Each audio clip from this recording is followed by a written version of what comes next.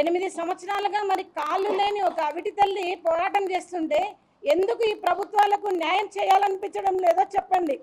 మరి మేము ఎంతకాలం ఇలా పోరాడాలి చెప్పండి.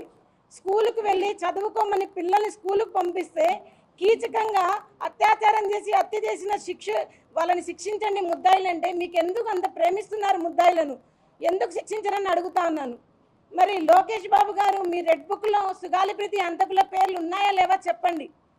ఎందుకు ఇంత నిర్లక్ష్యము ప్రభుత్వానికి గిరిజనులంటే చెప్పండి అని అడుగుతా ఉన్నాను. మరి నేను ఈడ్చుకుంటూ ప్రతి ఆఫీస్ చుట్టూ నేను నా కూతురు గురించి చెప్తున్నానే, మరి ఒక్కరన్నా స్పందించడం లేదు ఎందుకు?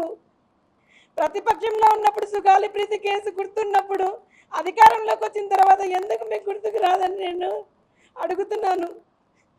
మీరు న్యాయం చేయలేరా? చేస్తారా చెప్పండి. ఒకవేళ న్యాయం జరగని పక్షంలో నిజంగానే మంగళగిరి పార్టీ ఆఫీస్ దగ్గర, జనసేన పార్టీ ఆఫీస్ దగ్గర నేను ఆమరణ నిరాహార దీక్ష కూడా మేము పూనుకుంటాము. ఎందుకంటే ఒక తల్లిగా నా బాధ, నా కూతురికి మనశ్శాంతిని కలిగించాలా.